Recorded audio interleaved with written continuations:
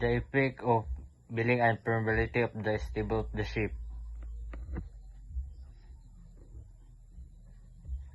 Definition and permeability. Bagging.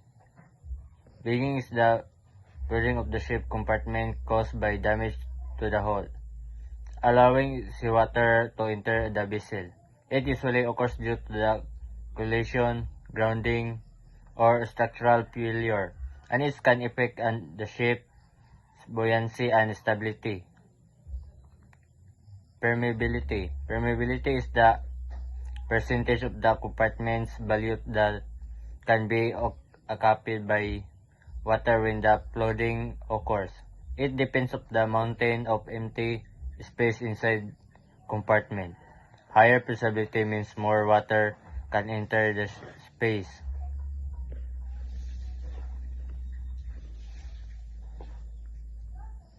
Understanding permeability. Permeability is the amount of the empty space inside an compartment that can be filled with water when flooding occurs. It is expense and percentage of the total volume of the compartment. A compartment that contains very few objects such as empty space has high probability because more water can enter.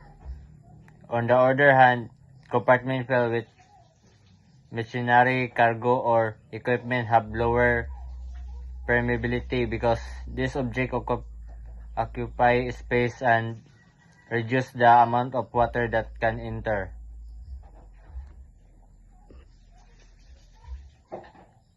Effect of permeability of the ship's stability. Permeability is a significant effect on the stability of the ship because it determines how much water can enter a compartment during flooding. The amount of floodwater directly affects the ship's buoyancy, trim, health, and overall stability.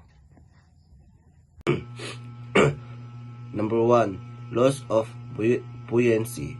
Higher permeability allows more seawater to enter the damaged compartment. As the more water enter the ship, loses buoyancy and sink deeper into the water.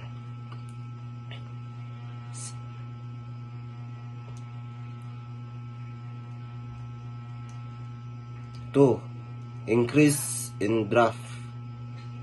Flood water add extra weight to the vessel, causing the ship's draft to increase. This means the ship sits lower in the water, maybe become more vulnerable to further flooding.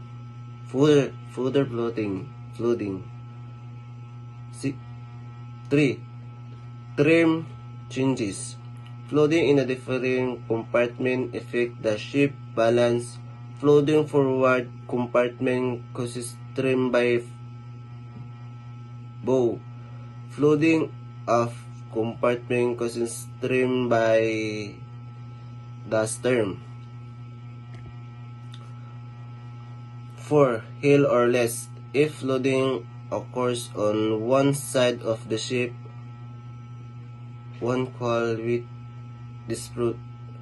distributions develops. This causes the vessel to hill or less toward the flooded side, which may become dangerous if serviced. 5. Reductions in stability.